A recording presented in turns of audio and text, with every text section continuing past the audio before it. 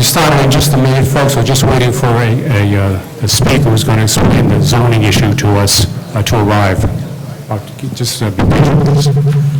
We'll get you out of here in time for the kickoff. Registered voters is present, and I call the meeting to order. I invite those of you who wish to do so to please stand and join me in reciting the Pledge of Allegiance. I pledge allegiance to the flag of the United States of America and to the republic for which it stands, one nation, under God, indivisible, with liberty and justice for all. Thank you. Please be seated. Good evening. My name is Roger Brunel. I am the town moderator. Let me explain the rules we will follow to conduct our business at this meeting. No one may speak unless I have called upon them. If you do wish to speak, please raise your hand and wait until I call on you, and then come forward to the microphone. All right. Actually, I think we have a portable microphone that will be used tonight. Once you are at the microphone, please begin by identifying yourself by name and where you live. Ordinarily, I will not allow someone to speak more than once on an issue, and I may place limits on how long someone may speak on a topic.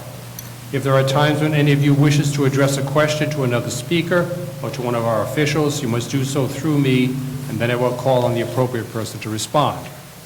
I will allow persons who are not registered voters to speak, but please remember that only registered voters may make motions, second motions, or vote on motions. Don't be afraid to ask questions if you don't understand something. Speak your mind freely, but please remember that we can disagree without being disagreeable. Please listen respectfully when other people are speaking. Those of you who attended our special town meeting last November may recall that there were times during the meeting when there were some disruptions. I do not anticipate that we will have a repeat of that type of disruptive behavior, but in case it does recur, I want you all to be aware of Massachusetts General Laws, Chapter 39, Section 17, a law that deals with disorderly conduct at a town meeting. This is the law. No person shall address a town meeting without leave of the moderator, and all persons shall, at the request of the moderator, be silent. If a person, after warning from the moderator, persists in disorderly behavior, the moderator may order him to withdraw from the meeting, and if he does not withdraw, may order a constable or any other person to remove him and confine him in some convenient place until the meeting is adjourned. I don't think I need to say anything more about that. Please turn off your cell phones or put them on silent unless you are a first responder. I invite anyone who intends to make a motion concerning one of the articles to please come up here onto the stage and read the motion from here so that everyone can hear you clearly. If someone wishes to make a motion to amend a pending motion, I will accept that motion only in writing unless it involves only a very small change of a few words. Otherwise, if you want to move to substantially amend a pending motion, please see Town Council Spencer Holland. Mr. Holland, would you agree? Sitting right here. And he will help you put your motion into words in a form that can be presented to the meeting for its consideration. And while that's being done, we'll continue discussion of other matters. Excuse me. Each registered voter should have been given a clicker when you checked in. These have been loaned to us by our good friends in the town of Rutland, so please be sure to return them to the registration table before you leave. They will not work as a remote control for your TV. Each clicker has a button for yes, no, or abstain. When we are ready to vote, I will say vote now, and you will have 10 seconds to push the button. If you push the wrong button, you can change your vote within those 10 seconds by pressing the correct button. I will warn you when there are 5 seconds left. When time to vote has expired, I will say the voting is closed. The computer will then take a few seconds to tabulate the results, and I will announce the number of votes for or against the motion and declare whether the motion passed or not. I have been informed that the system does not make a record of how you vote.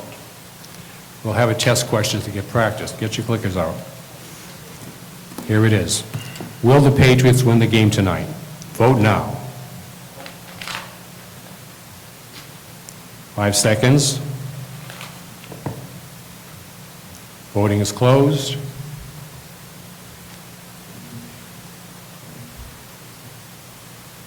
Wow, we got some negative people here.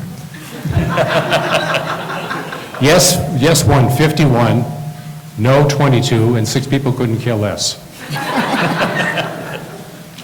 All right, again, please be sure to return your clickers on the way out the door. We'll have to pay for them.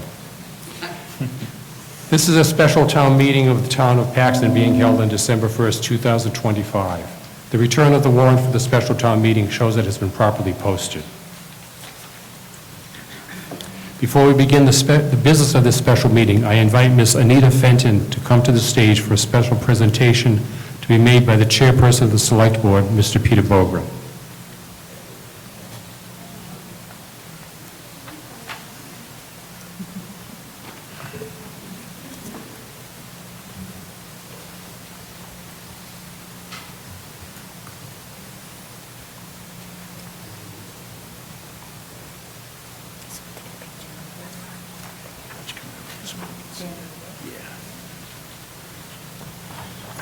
Good evening.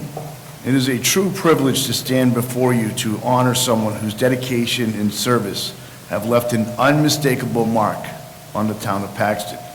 As we gather tonight, we will begin by recognizing Anita Fenton and to celebrate her exceptional work and unwavering commitment to the citizenry of our community. For over 20 years, Ms. Fenton has exemplified what it means to be a public servant. She has carried out her responsibilities with integrity, professionalism, and a genuine desire to make Paxton a better place for all who call it home. Anita has been a vital resource, a trusted voice, and a source of stability for colleagues and residents alike. Her contributions have strengthened town operations, supported countless initiatives, and helped ensure that Paxton continues to thrive.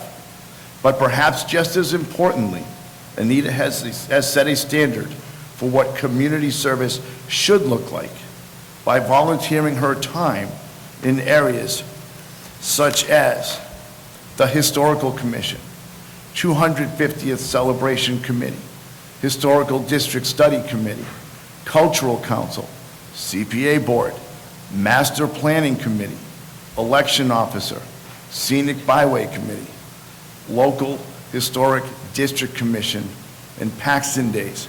If we miss kickoff, it's only because you volunteer so much. She has shown us that leadership is not defined by titles, but by the impact one has on others. Not by the moments of attention, but by years of dedication. Anita, on behalf of the Commonwealth of Massachusetts, we recognize and honor you and your more than 20 years of devoted service and your outstanding contributions to the town of Paxton. Your work has strengthened this community, your commitment has inspired others, and your legacy will be felt for many years to come. Please join me in congratulating and thanking Anita Fenton for her remarkable service and for everything she has done and continues to do for the town of Paxton.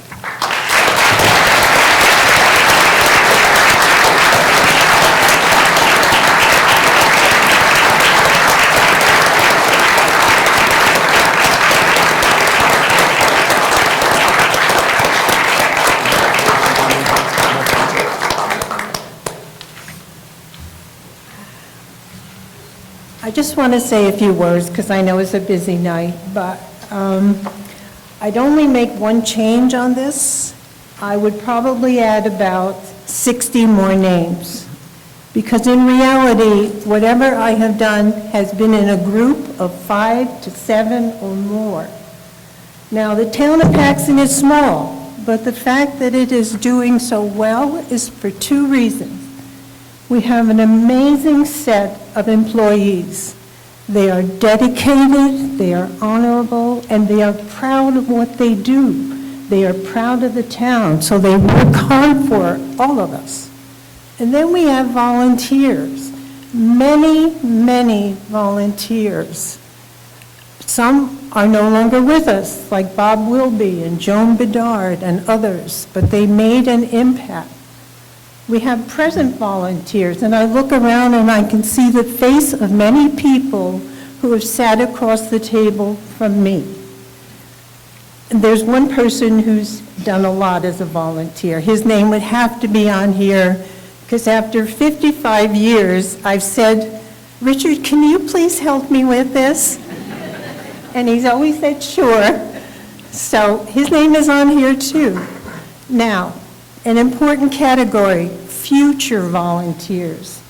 We're getting older. You have to take the place of us. And if you can't do it, who will? And please don't tell me, I have commitments, I have a family, I have a job. We all had commitments and family and jobs.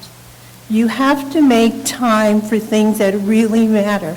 And if you think about it, most months have 744 hours in it. We're only asking 1 hour a month.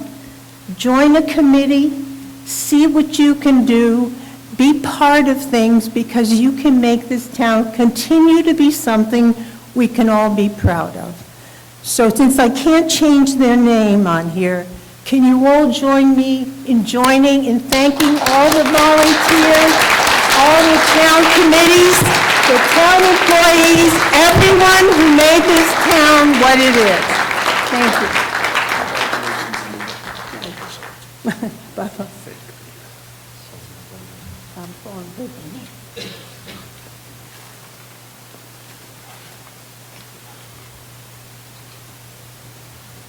Thank you again, Anita.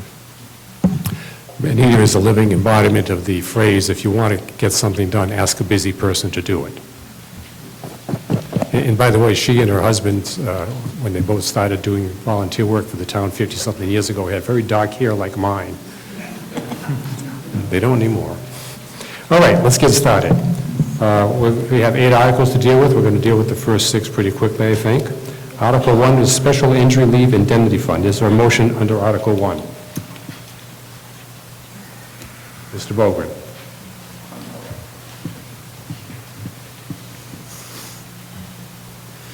I move that the town vote to accept the 4th paragraph of Massachusetts General Laws, Chapter 41, Section 111F, which allows the town to create a special injury leave indemnity fund to be expended by the town's chief executive officer.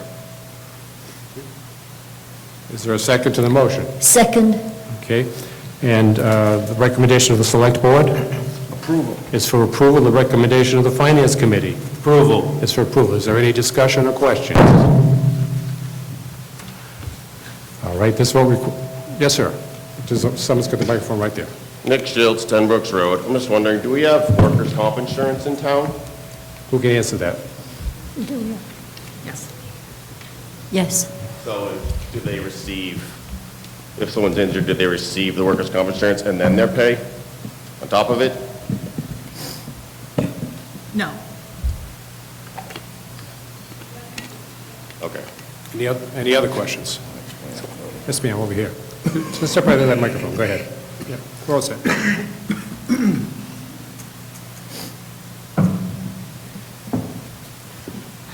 Becky Sullivan, 92 Richards Ave.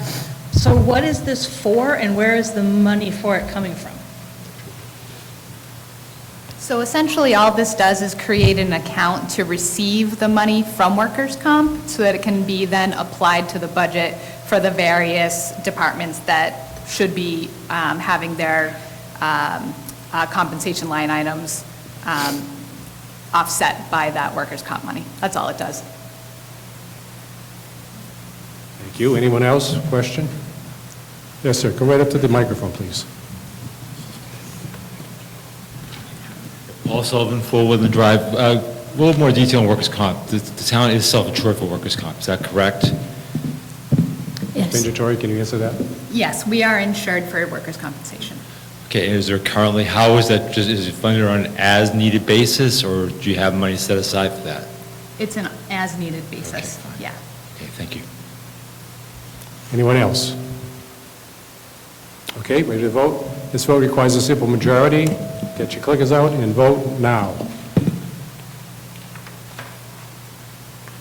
5 seconds. Voting is closed.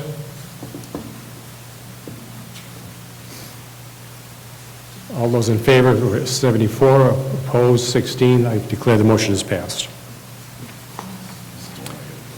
Okay, Article 2, firefighter retirement benefits. Is there a motion pursuant to Article 2? Mr. Bogren.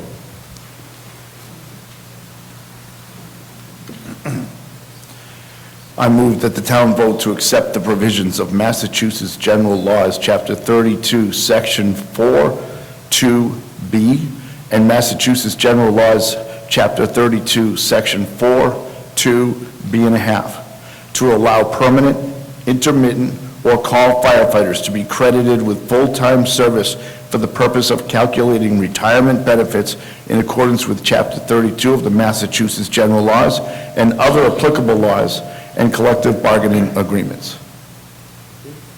Is there a second? Second. Okay, the recommendation of the Select Board Approval. is for approval. The recommendation of the Finance Committee Approval. is for approval. Chief Pingatore would like to address the meeting. This is our fire chief, folks.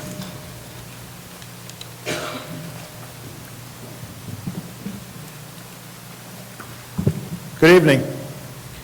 So this article is just an adoption of the wording for Chapter 32, Section 4, 2B, and Chapter 32, 4, 2B and a half. There is no cost to the town or the taxpayer for this. What this does is allows call firefighters, if they move on to be permanent firefighters, whether in the town of Paxton or in another municipality that participates in Worcester County retirement, to buy back their service, their call firefighter time from the town of Paxton. That comes from their own personal money versus the town or the taxpayer. All right, anyone have a question for the chief or anything, comment to make? Thank you, Chief. All right, this vote requires a simple majority. If you're in favor, vote yes. If you oppose, vote no. Vote now. 5 seconds. Voting is closed. Those in favor were 93, opposed 8, and no abstentions. I declare the motion is passed. Moving on to Article 3, which is about bylaw corrections. Is there a motion pursuant to Article 3? Ms. Pingatore.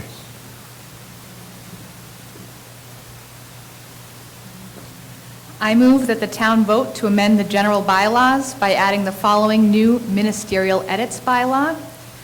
Ministerial edits bylaw, the town clerk or their designee is authorized to assign appropriate numbers to chapters, articles, sections, subsections, paragraphs, and subparagraphs of the general bylaws and zoning bylaws where none are approved by town meeting, and if such numbers are approved by town meeting, to make non-substantive editorial revisions to ensure consistent and appropriate formatting, sequencing, and numbering, provided that any such editorial revisions shall be identified by a footnote or other editorial convention.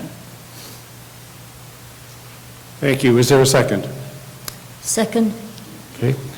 The recommendation of the Select Board Approval. is for approval. The recommendation of the Finance Committee Approval. is for approval. Is there any discussion or questions? All right. If you are in favor, vote yes. If you're opposed, vote no. Vote now. 5 seconds. Voting is closed. On this motion, the yes votes were 95, the noes are 9, and 1 abstention. I declare the motion is passed. Article 4 has to do with stormwater bylaw. Is there a motion pursuant to Article 4? Ms. Pingatore.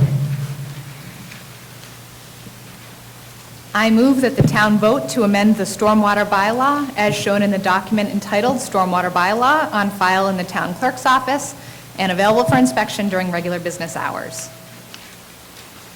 Thank you. Is there a second? Second. Thank you. The recommendation of the Select Board? Approval. Recommendation of the Finance Committee? Approval. Any quick discussion, any questions? All right, this vote requires a simple majority. If you are in favor, vote yes. If you are opposed, vote no. Vote now. 5 seconds. And voting is closed. On this vote, the yes votes are 83, 8, the no vote is, thank you. No vote is 11, and 5 abstentions. I declare this motion is passed. Moving on to Article 5. This is what has to do with the Wachusett assessment. Is there a motion pursuant to Article 5? Ms. Pingatore. I move that the town vote to reduce the amount appropriated for the town of Paxton's assessment to the Wachusett Regional School District for FY 2026 by $46,528 from the amount previously approved at the June 16th, 2025 annual town meeting. Thank you. Is there a second? Second. Okay, the recommendation of the Select Board? Approval.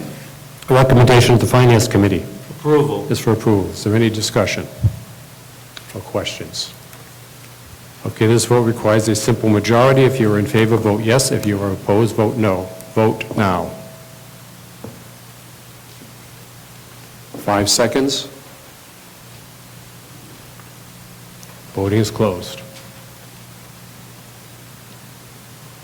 On this motion, the yes votes are 97, the noes are 3, and 3 abstentions. I declare the motion is passed. Moving on to Article 6, which has to do with putting money in the stabilization fund. Is there a motion under Article 6? Ms. Pingatore. I move that the town vote to transfer the sum of $46,528 representing funds reduced from the Wachusett Regional School District assessment to the town's stabilization account. Thank you. Is there a second? Second. Okay. Recommendation of the Select Board? Approval. Recommendation of the Finance Committee? Approval. Is there any discussion or questions? Yes, sir, in the back. Got a microphone right there, right over there. I know we need money, but is there a reason why this isn't going back to the taxpayers if we're not paying it? Who can answer that Or at least question? not taking from us? Mr. Wilgren. At the end of the last budget season, we ended up with a shortfall. That shortfall was covered by the reduction in the Wachusett assessment, but we hadn't received the funds yet. So what we did was we borrowed, if you will, the funds from stabilization, and with the promise that we would put those funds back into stabilization at the special town meeting once the funds became available from Wachusett, and that's why. Thank you. Any other questions or comments?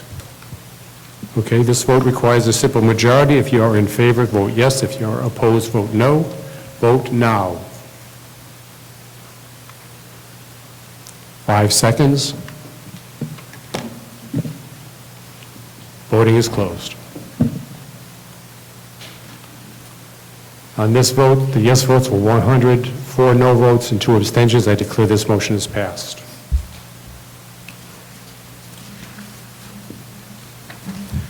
All right. The last 2 articles, 7 and 8, both deal with the MBTA zoning amendment. Because they are related, we're going to do things a little differently before asking for motions on those articles, In a minute, I'm going to invite Mr. Will Radigan to make a presentation concerning the MBTA zoning bylaw in general and how it applies, the zoning law in general, and how it applies to Paxton in particular. Mr. Radigan works for the company that has been advising the town on how to deal with these issues. After that presentation is finished, I'm going to open the floor for people to ask questions, make comments, or just say what they want to say calmly and civilly, please. If you want to say something, please get in line at either of these 2 microphones up front and wait for me to call on you to speak. I will alternate between the 2 lines. When it's your turn to speak, tell us your name and where you live. Once everyone has had their say, or if I feel that we're ready to move on to the article votes, I will invite someone to make a motion under either Article 7 or Article 8, which we will then deal with in the usual way. Don't worry if you didn't get a chance to say something during the open floor session. You will have your regular opportunity to make comments or ask questions once a motion is made.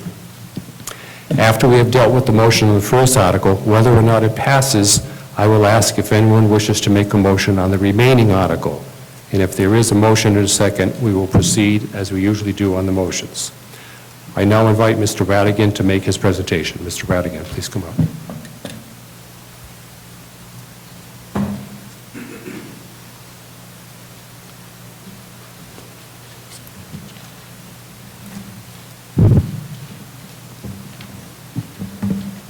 everyone. Thank you so much for having me here. My name is Will Radigan. I work for an organization called the Citizens Housing and Planning Association.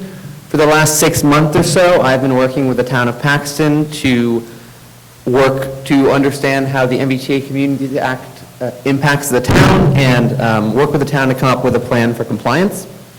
Typically, in most towns, I've worked with the staff planner, and the staff planner has given this presentation. However, because Paxton is a fairly small town, there is not a staff planner, so I'm stepping in to give the presentation myself. One thing I want to make clear is that I'm here to share information about the law and what it means for the town, but I'm certainly not here to tell you how to vote. I will talk about why the town has decided bringing articles forward for compliance is a good idea, but it's ultimately up to the voters whether or not to come into compliance with the law.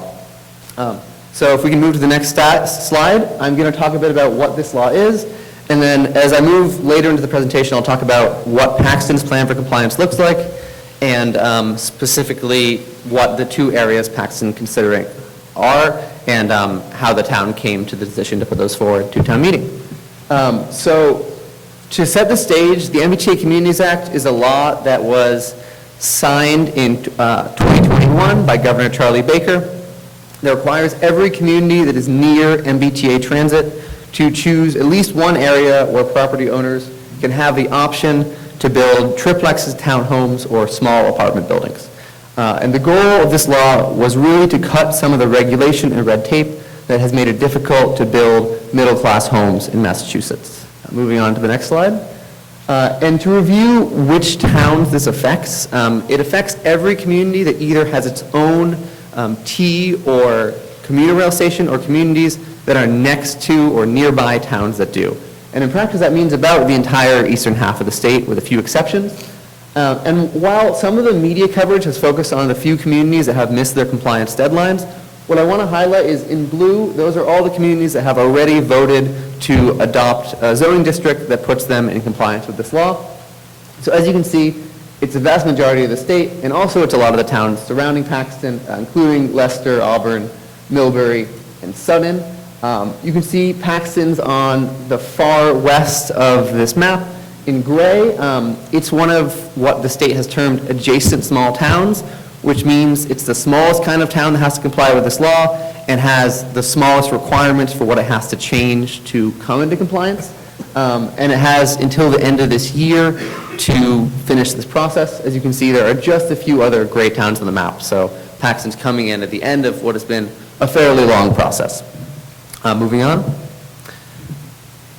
So to talk a bit about why this law was actually passed and why we're here talking about it today, it's really a law that was designed to increase the supply of reasonably priced homes in Massachusetts. And the problem it's trying to solve is that a lot of middle-class people in Massachusetts right now find it very difficult to find an affordable place to live. And I always like to illustrate this with some local data. So we consider housing affordable if you are spending no more than 30% of your pre-tax income on it. So if you're a first-year teacher in the Wachusett School District, that means on a $53,000 a year salary, you can afford to pay just over $1,300 a month. The issue that we're facing right now is that the average rent in Massachusetts for a one-bedroom apartment is over $2,400, and the monthly payment on your average over $500,000 home in Paxton comes out to over $3,000 a month, which means that people making middle-class salaries, or even much higher, have a really hard time finding places to live, and this law is trying to be one of many solutions to that problem. Moving on. And to go into a little more detail about how we got here, this law is really trying to bring down the price of homes, or rather than bring down, stabilize at least, the price of homes by making it easier to build more.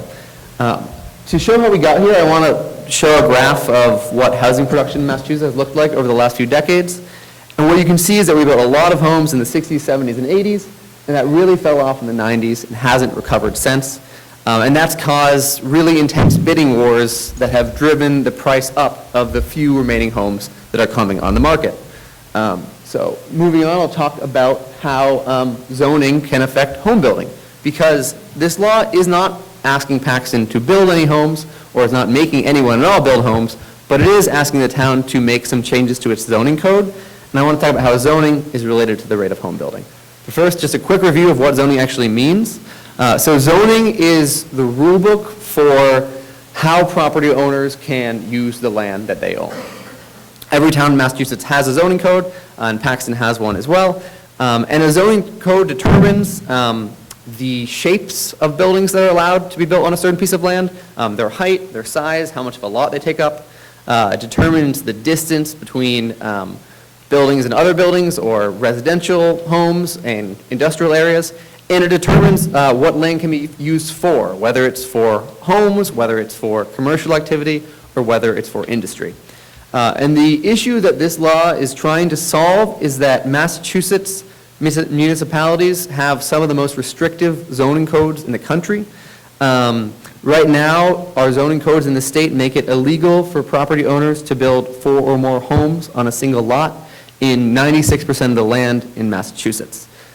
So in order to build more homes, one solution is making it legal to build more homes in more places, and that's what this law is trying to do. To be clear, this is not by any means the only solution to the housing crunch many people are feeling, but it is a necessary first step in many cases, because you can't really tackle high material costs, high labor costs, until you have more places where it's legal to build. Moving on. So how does this law specifically ask Paxton to reform zoning? Again, because Paxton is a small town with a small population, the requirements are pretty modest. Paxton just needs to designate at least 6 acres where property owners will be allowed to build multifamily housing.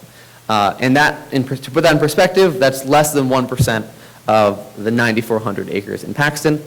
And the key number is that owners of properties in this district must be allowed to build up to 15 homes per acre. This can be anywhere in town as long as it's developable land, so anywhere that isn't owned by a government and isn't a protected conservation area or wetland resource area, river, or stream. Really key thing to understand here is that allowing multifamily housing in this new zoning district does not force property owners to change anything or to use their land in a different way. If someone owns a single-family home and it is put into this district, they do not have to make any changes, but they now have the option to build more homes on that property if they choose to do so. So moving forward, what does 15 homes per acre actually look like? I think there are a lot of misconceptions about this. People hear 15 homes an acre, they picture really tall buildings, but in reality, it often looks like the kind of density that is pretty characteristic to a lot of New England downtowns. So just for some examples of what that could look like, if you have a small lot like this lot in Spencer here, it could be a 3-family that comes out to about 13 units per acre.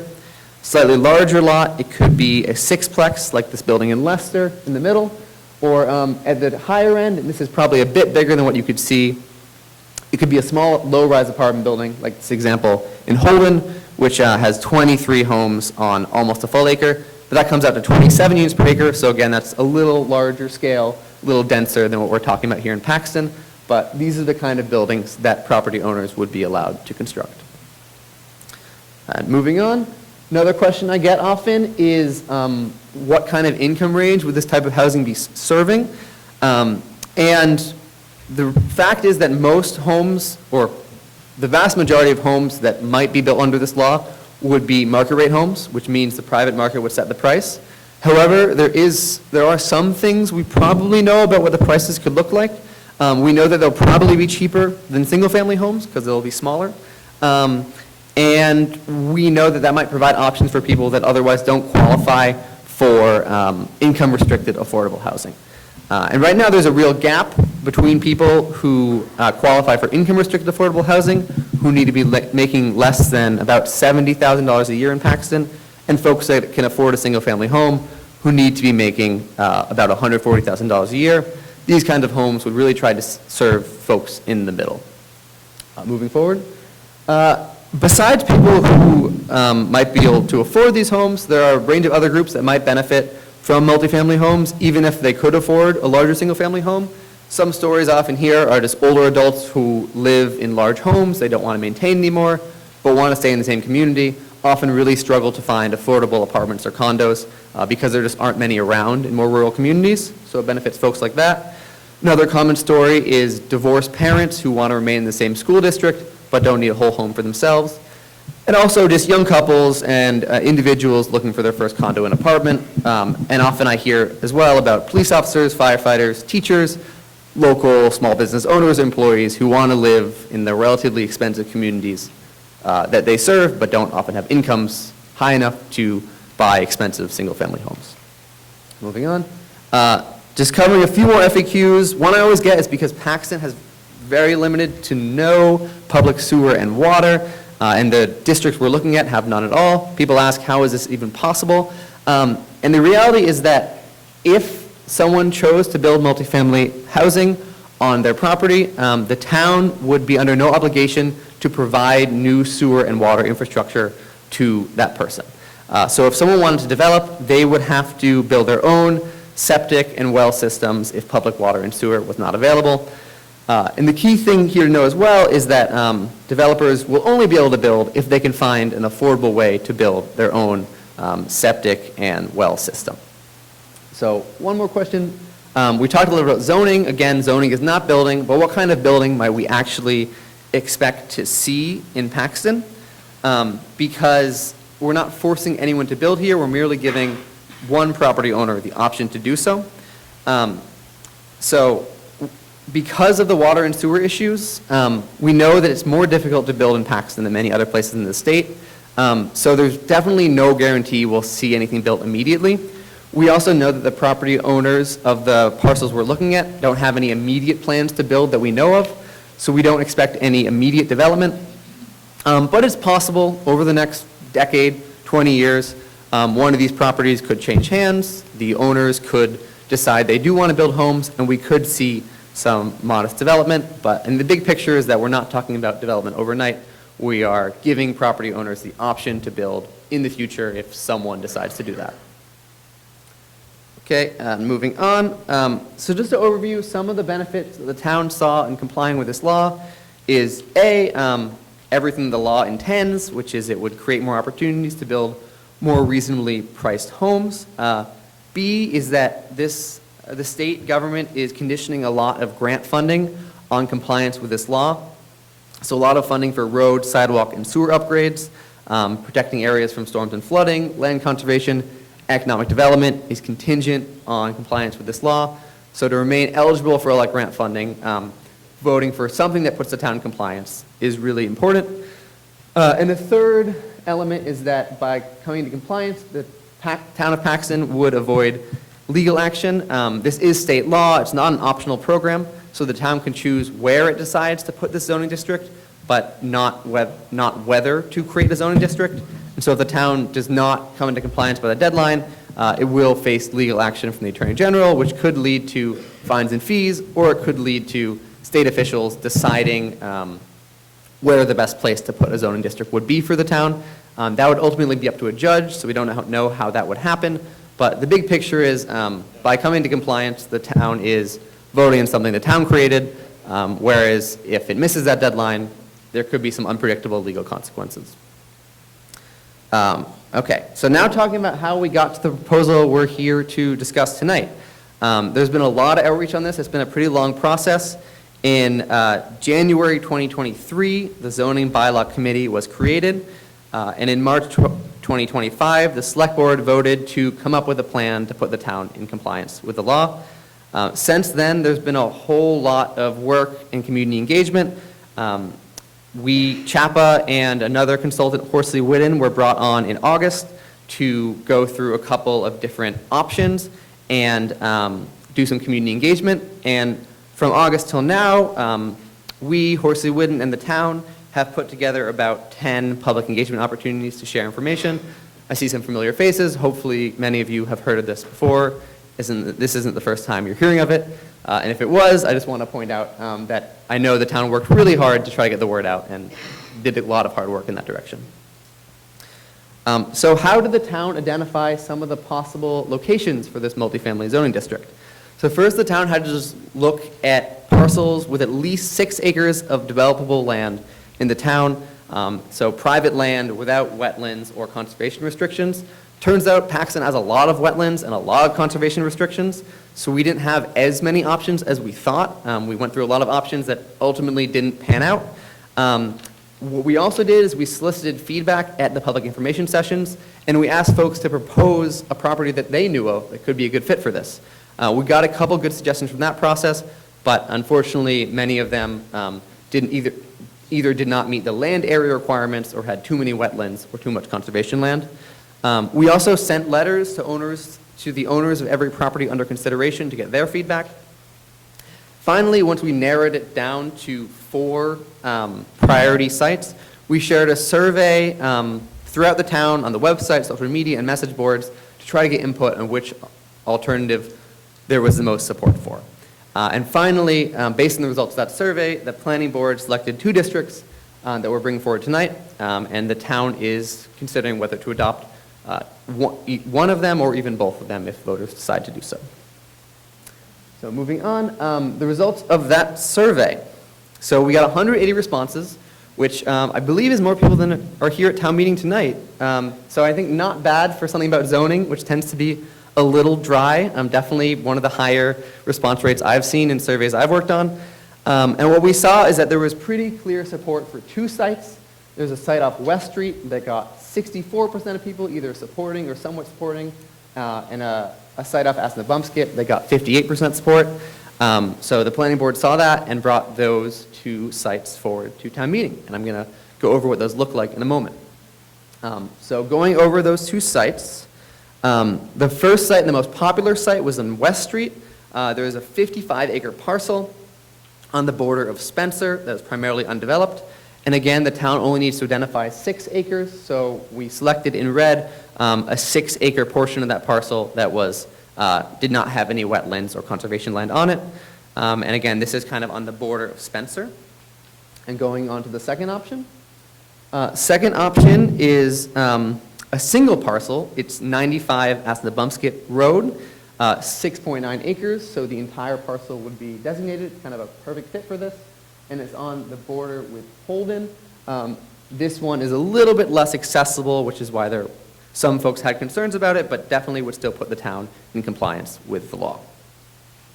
And to go over what the zoning policies would be in both of these, so if we adopted either one of these zoning districts, these zoning policies would apply. There would be a maximum height of 35 feet or 2.5 stories. And I know half story is confusing, but that would mean 2 stories and a pitched roof or a setback roof. The town's inclusionary zoning bylaw would apply, which would mean that projects with 10 or more units would need to restrict 10% as deed-restricted affordable housing. There would be parking requirements, 1 space for studios, 1.5 for 1-bedrooms, 2 for 2 bedrooms or larger. And then there would be a maximum lot coverage requirement of 30%, meaning at least 70% would need to be reserved for open space. There'd be front yard setbacks of 40 feet from the road and 30 feet from the rear of the property. So buildings would need to be roughly in the center of that property, or at least set back from the road a bit. And then addressing some design concerns. So unlike 40B, this multifamily zoning district still would require anyone who wants to build there to go through the town's standard site plan review process and comply with all relevant local zoning. So the site plan review process looks like reviews by the Planning Board, Board of Health, Conservation Commission, Building Commissioner, Water Department, Superintendent, and others as deemed necessary. On the next slide, I'll talk about some of the things that we can review. And the key difference between site plan review and special permit is that as long as all of the local rules and regulations are followed, the town must approve a project in a district like this, but a project still needs to meet all of the local rules and regulations that are on the books, including vehicular and pedestrian safety, parking and loading, which is all in the zoning code, landscaping, screening, buffering, surface water runoff, contamination of groundwater. Again, just because you can build multifamily housing in this new zoning districts doesn't mean you in any way get out of local rules and regulations around building. And then finally, just going over what the voting process might look like here. So there's 2 articles before you, Article 7 and Article 8. Voting yes on either one would put the town in compliance with the MBTA Communities Act. The town could vote yes on both, in which case both would go into effect, and property owners in both those parcels would have the option to build multifamily housing. Or the town could vote no on both, in which case the town would fall out of compliance with the MBTA Communities Act. So that's my overview, and now I'd love to take any questions and comments. Or-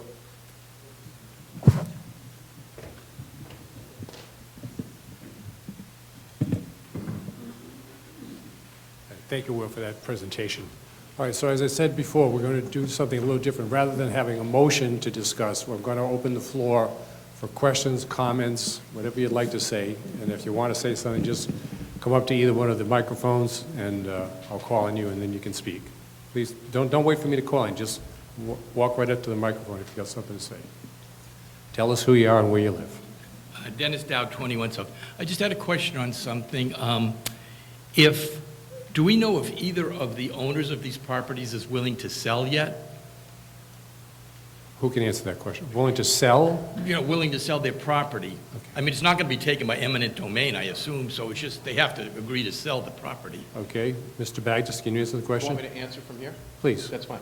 No, Mr. Dowd, at this point, all we have done through the process is notify the property owners that we're considering selecting those properties. After the public hearing, the planning board took a vote, and we voted on the 2 parcels that were mentioned to move them forward here.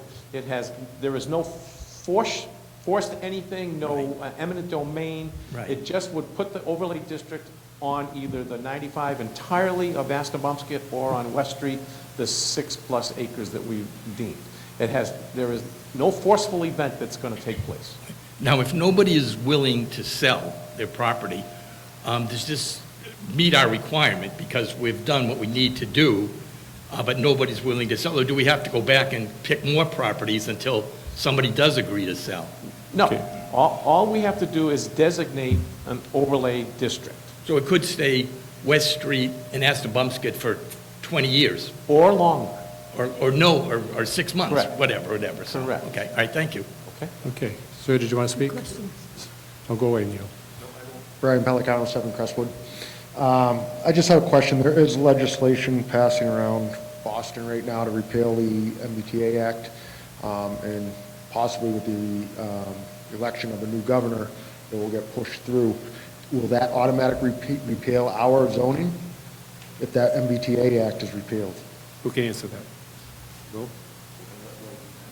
No, that would not automatically repeal the zoning, but at that point, the town would have the option to go back to town meeting and repeal the zoning if they chose to do so. Thank you. Anybody else want to speak? Please. Take your time. Kathy Ferguson, 38 Brigham Road. Concerning the Asnembumskit site, I'm wondering if there would be any requirement for another roadway to be built, because anybody who's familiar with Asnembumskit and the number of children that live on that street, right now there's cars going 45 miles an hour up that road, and another, multifamily up there. I can't imagine the traffic that would be going up that road. Okay, Mr. Bagdis, go ahead. If I may. The way the process is developing or being formulated, if we approve one or both of the parcels, it would come before the planning board with the zoning laws that are presently in place. So we would have the ability to set up a review of, the safety rules for the general population or public. So the residents on that road, I'm sure, would come before the board and state their concerns, and we would do everything we could to comply or meet their wishes. Now, I'm going to take it a step further, that if we don't comply this evening, and as Will had mentioned, and we end up with legal matters with the state, the Attorney General's office, and the state comes in and tells us that, yes, you have to do it, and we're going to put it wherever they decide, we then have no say in any of the local zoning rules and regs. We're trumped by the state, and we have to sit back and watch what happens. So it's very important that we here, I'm asking you, this is why I'm doing this, is that make sure that we have the ability to have some input into the process, if and when it would ever take place. Okay, Okay. thank you. You're all set. Anyone else have a question or a comment? Yes, sir. Come right up. Yes, sir, you'll be next. Yeah, please go ahead, sir. Tell us who you are, where you live. Alan Stoll, 16 Old Lanton Circle. So I guess I'm having some trouble understanding why we should vote to accept 2 if we're required to accept at least one, and that gets us into compliance. And we're one of the smallest towns around, and a lot of them are ahead of us. At least if we have one, then we can understand how the system works a little bit better, and we'll have some experience, and then we want to vote for the second, we can do it. So if maybe you could help me out to explain what the real benefit is of voting to approve two when we have already a full, a de facto vote, and people have expressed their desires and so forth and so on. Okay, I'm going to call on Will to answer that. Thanks, great question. To be clear, the town only needs to vote yes on one of these to come into compliance with the law. The reason the town has brought forward two tonight is that there were a lot of options initially for how the town could choose to comply, what site to choose, and the planning board wanted to give town meeting the opportunity to choose which of these two options it liked better. So to be clear, only one of these needs to pass to put the town to compliance. And that said, if the town wants to vote for both, it can, but it certainly does not need to comply with state law. Thank you. Yes, sir. Come right up. Paul Sullivan, 4 Woodland Drive. My question is about 95 Asnembumskit. I went on the assessor's database, and they have 95A and 95B.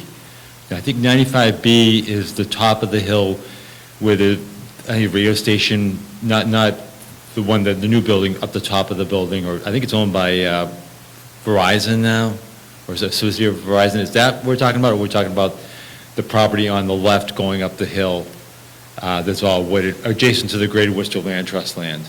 You know, the trail that comes up from South Road in Holden. Who can answer that question? Can you put the slide back up so we can see the property?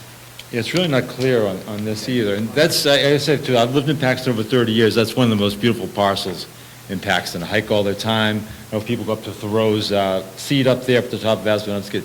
It's a beautiful spot, and I hate to see it get developed. So as you see that I have specifically not driven up there to see the parcel. We're dealing with aerial photos here. Does that clarify anything, or do you have questions that maybe we can get clarified this evening? Well, like I said, the top, it looks like it shows the building outside of that red. I think that's where I think that might be the Verizon building. Then we'll get the towers, communication towers past that. There are houses on the right there, but there's a parcel, and then again, I mentioned there's a trail, starts at South Road in Holden that goes up to the top of that. It connects with the trail over to Again, the road looking seat. at the aerial photos, it's my understanding that at the present time, the only thing that's on that property is a radio tower. There is no other building.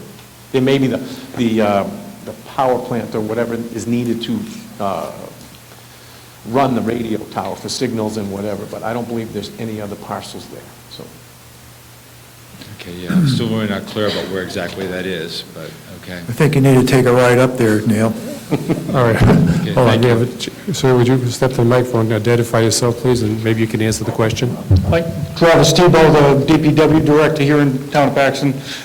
If you look just outside of the yellow gridded zone, there's a circular shape to the left-hand side of that circle. That's the Asnembumskit water tank. You can see the roadway leading from the red parcel to the Asnembumskit water tank, so that would be on the left-hand side as you're driving up the road. Thank you, Travis. Yes, sir. Go ahead. Nick Schultz, 10 Brooks Road. I might have more information. So the one that's in red and the small little rectangle across the street, and then the very long rectangle that goes all the way across are all owned by a 82-year-old man named Paul Flynn that lives in Las Vegas. His family is currently living in that small little rectangle. There's a house there. The white building was a radio building, and it's been converted to a home. Nobody lives there now. And they were selling all of their stuff this summer because they were thinking of selling. And then on the other side of town, West Street, that's owned by Douglas Scudder, and you all know that farm, and he lives at that property. And that's just... Good. Thank you for the information, sir. Yep. Anybody else have any questions, comments, information to share? Go ahead, ma'am. Hi, my name is Alicia Redway, and I'm at Ridgewood Road, 1 Ridgewood Road. And I know right now we're being told that it's highly unlikely and it's, they're going to choose. But in the unlikely situation that it is chosen and you guys decide and they really build on it, is there anything from the state to support more money to our schools, more money to the fire department, more money to the police department? I don't know, I'm just thinking if the unlikely possibility happens, will there be state support for us? Because right now, it'll mean more people within our area. Who can answer that? Mr. Bagdis? I'll give it a go. If the property were to be developed, the property taxes on the number of units that are up there, I think would contribute to the local revenue and hopefully be enough to offset, with additional fire coverage, additional police coverage, and whatever impact that may have on the schools. One of the things I think that needs to be thought about, as Will made his presentation, there is no water and sewer in town. And either of the properties that we're looking at or that we're bringing forward to you tonight for your input as voters would require a special septic design system, what I would call an on-site septic treatment plant, and also some sort of water delivery system for potable water for the number of units. Now, we heard the discussion earlier in the slides that we had to have a minimum of 6 acres and we were looking at 84 units. The property on Asnembumskit Hill, in my opinion, I'm not an engineer, I don't think could support the infrastructure for 84 units. So I think it would be drastically reduced, but that's not our concern here this evening. The state has told us we need to have a 6-acre parcel. We found a couple of them, and then after that it would be up to the developer, whoever that may be, whether it's the current landowner or deciding in the case of Mr. Schultz, who brought out that if one of the owners wanted to sell their property, whoever were to purchase that with the intention of developing it into something with multifamily housing on it, they would have to go through an extensive engineering study. And I guess it's my understanding that the perk rates and things like that up on Asnembumskit Hill are not the best in town. So again, these would be restrictive conditions that would limit the number of developments. So I don't want to dismiss that there would be a major impact, but I don't think it's going to be as large as people might have the concern or thinking that way. Did I help answer the question? Sort of. Just Okay. how much money are we not going to get from the state if we don't approve this tonight? I kind of want to know that. That's the excellent question. Mr. Birkbeck, you sent me an email about a month and a half ago, because I asked over the last 5 years how much state aid we have received, and that number came out to about $3.2 million over 5 years, or roughly, if we average it out, about $720,000 a year. And if Mr. Love could enlighten us a little bit as to what that would do if we didn't have that aid, I believe it's going to fall back on the tax rate for the town. Mark, would you just address that, please? This is Mark Lovey, is the chairperson of our Finance Committee. Let me be clear that zoning's not my lane, so I want to make sure I stay in the lane. But Mr. Radigan pointed out that if we do not comply, there is risk that the town would face fines, penalties, legal costs, and the like, all of which we cannot afford if that were to come our way. Now, there are some people that would suggest that that condition would never come to be, but there are others that would suggest that's not a risk that we want to take. And even though state aid was not mentioned on the slide by Mr. Radigan, it was mentioned at some of the other presentations, and if state aid were ever to be delayed or suspended, or worse than that, even cut, the impact on the town's current finances would be devastating. It would normally or naturally lead to higher taxes, maybe overrides, maybe cuts in services, all of which we all want to prevent. And complying with this by December 31st, which is only 3 we're 4 short weeks away and 1 or 2 snowstorms away, we would encourage you to meet that compliance and vote approval. Otherwise, it's going to have an impact on the budget that we're preparing right now. Thank you. Thank you, Mr. Wolf. Yes, ma'am, please speak. Carol Larink, 135 Richards Ave. I just have, I feel like we're being bullied into doing this a little bit. I also know from, my husband and I built a business on Nantucket where we go every summer to work with our 3 children, and they've put in affordable housing on our street. We can't even get out of our driveway now. We can't turn left, we can't turn right. There is so much traffic backed up. It's a small street. There's more trash. There's more vehicles. I just think this is a very bad idea, and I feel like we're being bullied into it. Okay, thank you. Anyone else have a comment or a question? Yes, ma'am, go right ahead.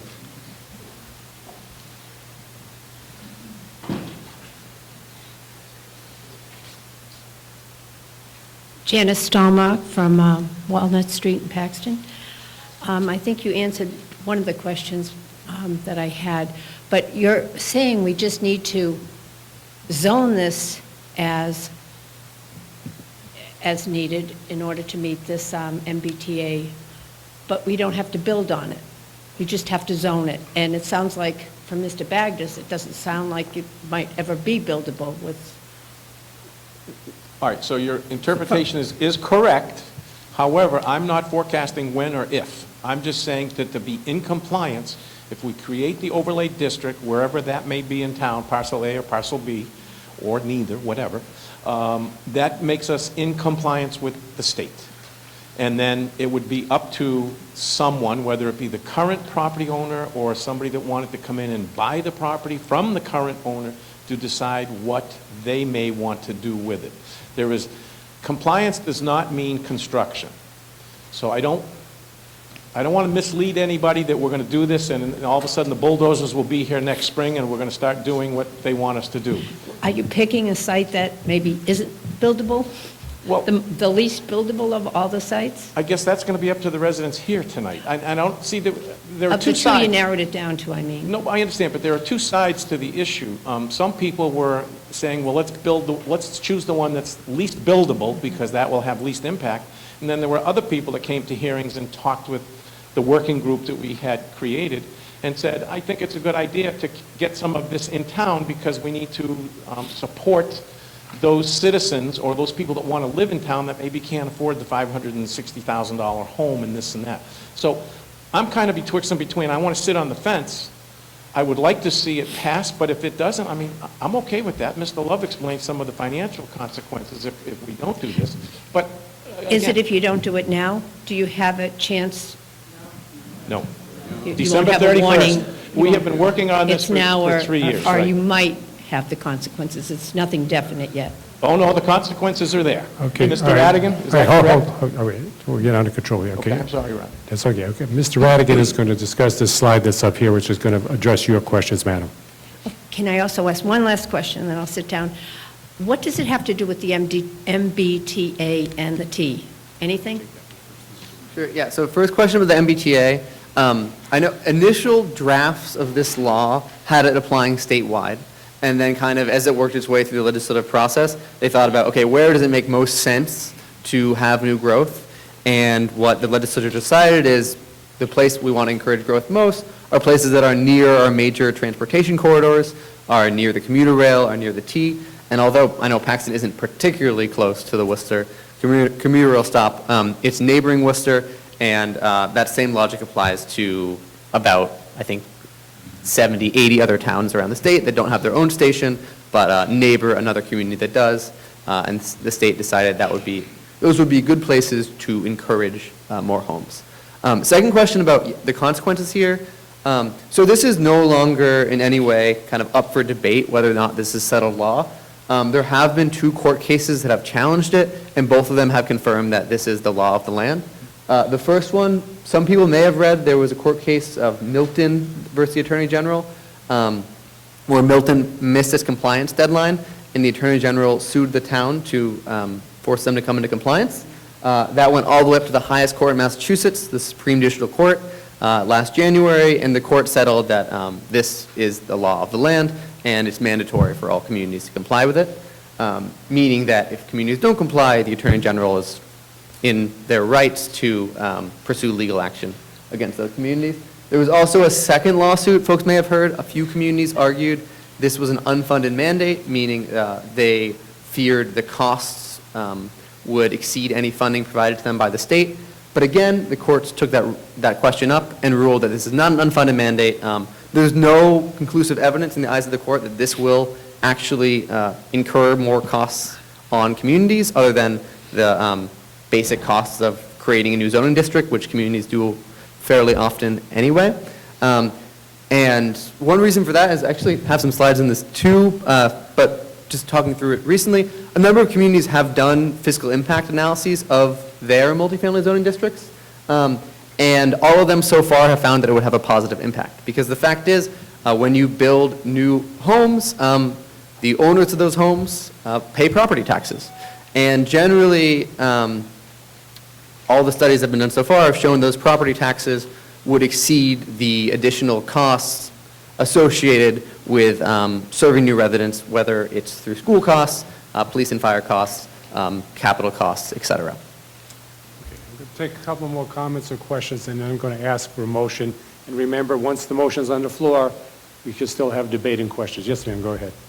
Sarah Ford, 299 Richards Ave. I just wanted to acknowledge that feeling that one person said and that a lot of people have said at these meetings, is that it feels like the state's bullying us into us and making us do this. I just want to acknowledge and recognize that feeling, because I think there's a lot of towns and communities that kind of feel like, what the heck, let us do what we want to do in our own town. But I do want to remind people that this is our opportunity. Like Neil was saying, this is our opportunity to make the decision, to call the place, to say what we want it to be, to build it how we want, if it ever gets built, instead of just letting the town come in and letting the state come in and just picking and kind of bulldozing over everything. So, I get that feeling, you jerks, you're stepping on us and making us do this thing we might not want to do. But I also feel like we now have the ball in our court to make this decision today so that we can have a say in where and how potentially this thing ever happens. And I know that I don't have any parents, but I have in-laws, and I assume that someday they'll be old and I'll need to care for them, and it would be nice if they could live close to their grandchildren in town and not in my house. Hold on. Okay, Roberta and Martha, and then we're going to go to motion. Go ahead, Roberta. Roberta Bryan, 311 Richards Ave. I just want to ask Will to expand a little bit. I think folks are focusing certainly on development. I want to emphasize the fact that it's zoning, and I think you all heard my bad analogy in the public meetings that, if you're in a business owner and you have a home, it doesn't mean you have to start a business. I just want Will to expand a little bit on the idea of the density and the fact that if someone does come into this zone, if we do pass one of these tonight, and decides to build something, anything over a single family is still compliant. Could you just talk a little bit more about the fact that it doesn't have to be 15 units per acre? Yes, absolutely. So what this zoning overlay does is it gives the property owners an additional option. So now instead of only being able to build, I think it was one home per acre or so, I don't know exactly where it lands in Paxton, somewhere around there. Now property owners have the option to build up to 15 homes per acre in this one very small area of town. That said, if they do not want to build 15 homes per acre, they could also build 2 or 3 or 90, 4, right? Or none, of course. And these are all options available to them. So there's no concern of the land being taken from these people. We're not constricting their property rights. We are expanding someone's property rights and giving them more options, and they may or may not choose to take the town up on that option. Again, as several folks have mentioned, because of the sewer and water issues, it's fairly unlikely someone would build up to the maximum capacity of what they're allowing them to do. We're giving them more flexibility, and if they ever decide to build, will do what works for them, which likely will look like something smaller than 15 homes per acre. And just to reiterate, 15 homes per acre is not a massive apartment building. I showed some examples of the types of homes that are that density already. They're 3 families, They're small apartment buildings, they're townhomes, they can't be more than 2.5 stories. We're talking about pretty small development that already exists in a lot of New England downtowns, but restrictive zoning codes have made illegal to build again in the last 50 years or so. This kind of development was very normal in New England until regulation in zoning got very strict, really starting about in the 1920s to the 70s, kind of the peak of that. So it's not this radical change, it's a kind of development that is pretty typical for New England downtowns. Okay, Martha, last comment on this section, then we're going to go to a motion. Martha Axton, 268 Richards Ave in Paxton. I just want to say that I'm in favor of one or the other or both of the sites. I think, not affordable, but multifamily housing in town will benefit all of us in ways that we can't even imagine. And I don't want to confuse people to say that, oh, okay, we're going to have this built. It's just to reiterate what the people involved with it is, it's zoning. It would allow the possibility of multifamily housing in town, and I don't see anything wrong with that. I think multifamily housing, you know, has a place. I'm thinking of that place on 122 in Rutland. It's well maintained. It's neat. You wouldn't even know that, you know, those people are there, whatever that's supposed to mean. And I'm in favor and will vote in favor of this article. Okay, thank you. So what we're going to do now is we're going to invite Mr. Bagdis to make a motion under either Article 7 or Article 8. And then, once that's been seconded, we will take up if there are any more questions or comments. And once that's done, we'll move to a vote. Thank you, Mr. Moderator. Hold on. Okay. All right, Mr. Bagdis, which article are you going to move under? At this point, I'm going to move Article 8 first. So, I move that the town vote as follows: to amend the Town of Paxton zoning map by imposing the MBTA Communities Multifamily Overlay District over a portion of Assessor's Parcel 5-1, also known as 0 West Street, as shown on the maps entitled MBTA Communities Multifamily Overlay District from 11/13/2025, on file in the town clerk's office and posted to the homepage of the town website as MBTA Communities Multifamily Overlay District Map. I further move to amend the Town of Paxton zoning bylaw by adding a new Section 16, MBTA Communities and Multifamily Overlay District, as shown in the document entitled Section 16 of the MBTA Communities Multifamily Overlay District, on file in the town clerk's office and posted to the town website as proposed MBTA Communities Multifamily Overlay District Bylaw.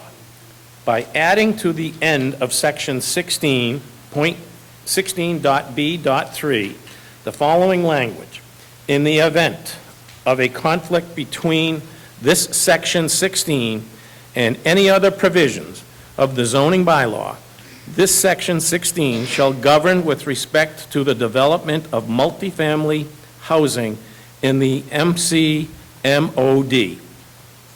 and by changing the lot frontage in the table of dimensional standards in Section 16.d.1 from 200 feet to 80 feet, and by changing the maximum number of off-street parking spaces in Section 16, subsection E, Section 1, from 1.5 per unit to the following: for a studio apartment, 1 per unit; for a 1-bedroom unit, 1.5 per unit; for a 2-bedroom unit, 2 per unit; and by inserting the following new Section 16, subsection F, inclusionary housing. The standards of Section 10, inclusionary housing, shall apply to development subject to this Section 16 with the following exceptions. Number 1, applicability. Any development resulting in a net increase of 10 or more dwelling units, or to the division of land into 10 or more lots that requires approval of a subdivision by the planning board pursuant to Mass General Law, Section 41, subsection 81K-81GG, provision of affordable units for developers resulting in a net increase of 10 or more dwelling units and subdivisions resulting in the division of land into 10 or more lots, the applicant shall provide a minimum of 10% of the units as affordable housing units in any one or combination of methods provided for in Section 10. Fractions of a lot or dwelling unit shall be rounded down to the next lower whole number, such that the number of required affordable units is never greater than 10% of the total units, and by changing the designation of Section 16, subsection F, in said document entitled Section 16 MBTA Communities Multifamily Overlay District to Section 16, subsection G, thereby complying with the Commonwealth's MBTA Communities Act, and further than non-substantive changes to the numbering of these amendments be permitted in order that they be in compliance with the numbering format of the zoning bylaw. Amen. Easy for you to say. Is there a second? Second. Okay, and the recommendation of the Select Board? Approval. The recommendation of the Finance Committee? Approval. Is for approval. The floor is now open for further questions or debate. Zoning Bible there. Who said zoning bylaw? It says on the thing, zoning bylaw. Just go down four lines. Sorry, I'm reading what it says. Could you vote? Could you please lower the screen a few so we can see what it says? Which screen are you asking for, sir? The one over there?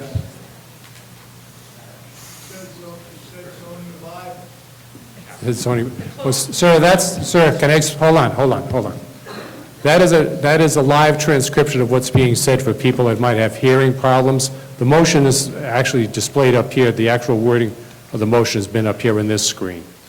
So the correct word is zoning bylaw and not zoning Bible. All right, does anyone else have a question or a comment now that we've had a motion? Yes, ma'am, come right up. Oh, sir, excuse me, Mr. Dower. Just a quick question. Why did you flip the articles from 7 to 8 instead of 8 to 7?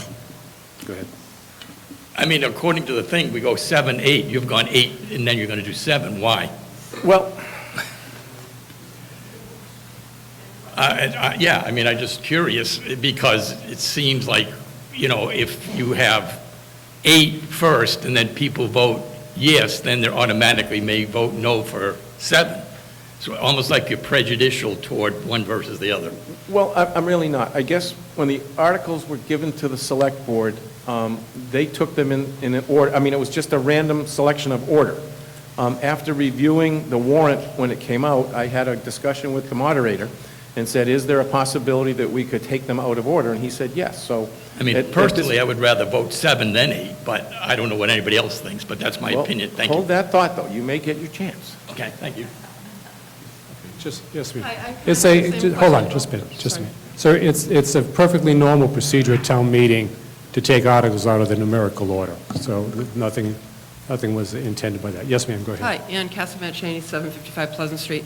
I kind of have the same question, mostly because it was brought up earlier that we might be considering 2 different spots. I've never heard that before. I thought we were trying to do 1 6-acre plot for development, and the idea of doing 2. It obviously costs a lot more per unit than you actually bring in with taxes. I'm sure everybody knows this. If you have children there, it costs almost $20,000 a year for a child to go to the Wachusett district. You're not going to get, if you have 2 or 3 kids, it's not going to be offset by the cost of the housing, never mind the cost for police and fire department. So this is going to cost a lot of money, which I understand because we do need multifamily, and I appreciate that. But today we're talking about doing more than 1, like possibly 2, and then when you take them out of order, obviously there is some, I don't think most people want to do 2, I mean, I guess we'll see, but by taking them out of order, it does prejudice it against whichever one goes second. And I think many people come to town and want to live here because of the rural character, so we want to maintain that as much as possible, so doing 2 would be a lot, as well as the cost to the town, so that's something worth considering. And the last thing is, I don't think in any of the meetings that I went to, anyone talked about the details of the bylaws. The town of Princeton recently passed an MBTA Communities Act, and all of their details seem to be about the architecture and the structure, all of these things which I haven't heard anything about at our meeting, and I don't know who's writing all of the bylaws specific to the development, but I think those details will be important for the look of it, so that we maintain the character of our town. Who can respond? We have a question over here. Okay, hold on. Where are we? Hold on. Eric You're Twickler, next. 10 Indian. Hold on. Roberta. I just want to respond to that comment. So we did, in all of our public meetings and discussions and informational sessions, ask people for suggestions on what they would like to see in the written zoning bylaw. People have been focused, understandably, on the location, but we did provide suggestions, as you saw in the outcome here, frontage, width, setbacks, the amount of open space, how that open space was clustered. Will had mentioned height, which is particular to our fire apparatus in particular.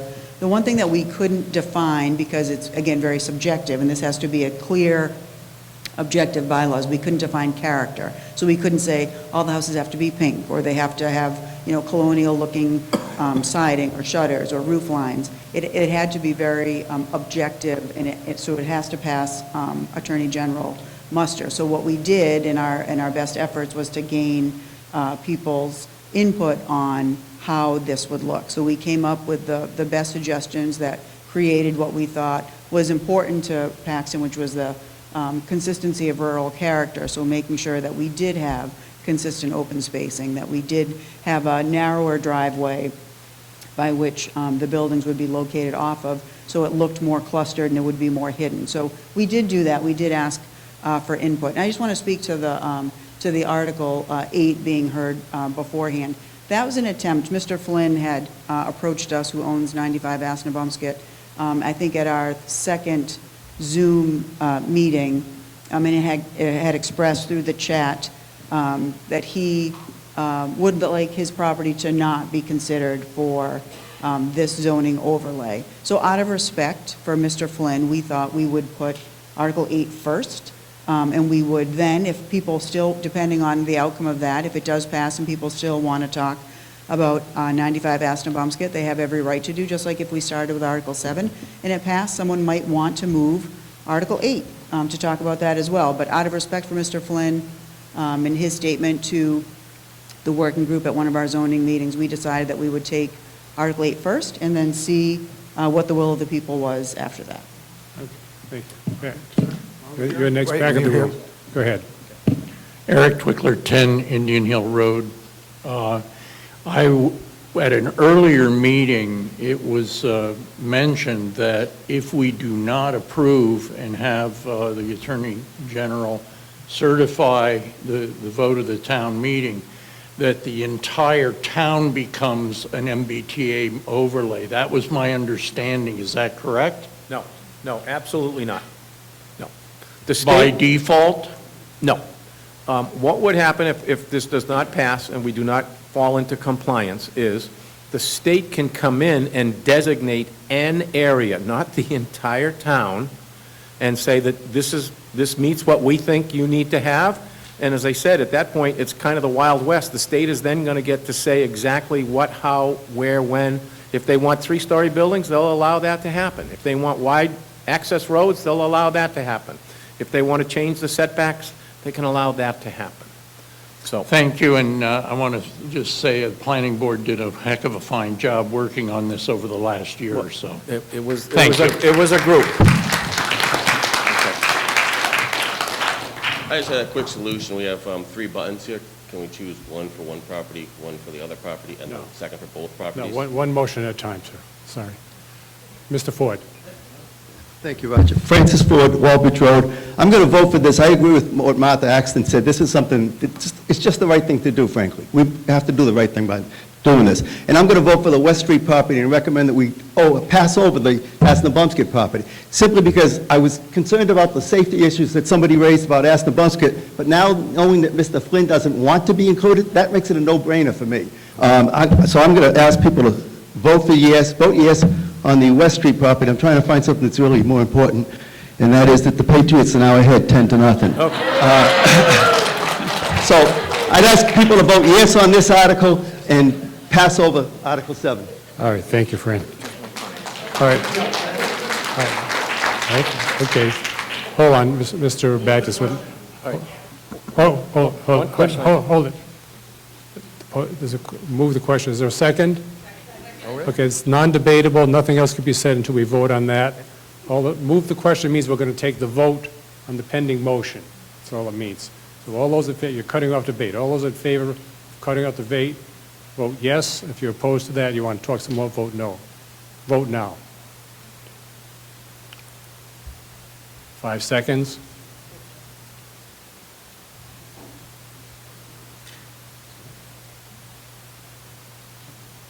Okay, voting is closed. All right, those in favor were 73, opposed were 8, abstained 1, so the debate is closed, the discussion is closed. We're now going to vote on the motion that Mr. Bagdis so ably presented to us. This is the motion under Article 8 for the West Street property. And I have been advised by legal counsel that ordinarily zoning amendments take a 2/3 majority, but this only takes a simple majority vote. So if you're in favor of adopting the West Street parcel and all of the bylaws that Mr. Bagdis read to you, vote yes. If you're opposed, vote no. Vote now. 5 seconds. And voting is closed.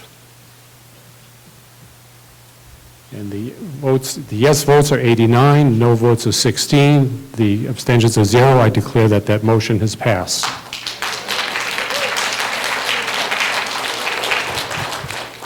That leaves one more article on our warrant. Is there anybody that wishes to make a motion under Article 7? Francis Ford, again, Walbridge Road. I move that we pass over Article 7. Is there a second? Okay. Mr. Ford is moving that we pass over Article 7, meaning that we don't take it up, nothing happens in the vote. So if you're in, are there any questions about that? All right. I'm sorry? Yeah, please. I can't hear you otherwise, sir.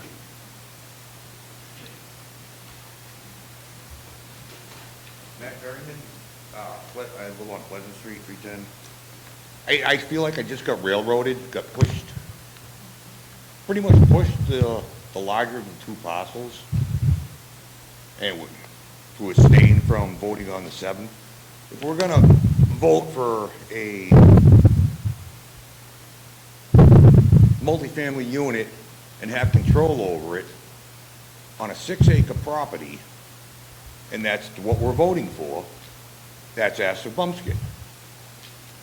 Now, if everybody just wants West Street and you're pushing it through because people don't want to vote for it, that's a 6-acre property on a possible 65 acres.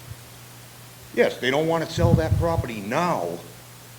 What's to prevent them from selling the entire 65 acres? Yes, they have 6 acres right now that'll be zoned, but now you're letting in all the zoning amendments to that property. What's to prevent the whole 65.89 acres to be developed? Because as a farmer, and I know this happened to Cooper's Farm, they sold off a little section of land to a nursing home on Route 56 in Leicester. They got hammered because it's no longer in farm use. Taxes killed them. So if they're not going to sell a 6-acre lot for development, because they're going to get hammered in taxes. They will sell the whole place. So what's to prevent somebody going in and developing the whole 65 acres? Once they got that foot in the door, You know, I'm not opposed to a low-income place, but if we're gonna have control over it, we'll have control over 6 acres versus 65. Okay, thank you, sir. Any other, any?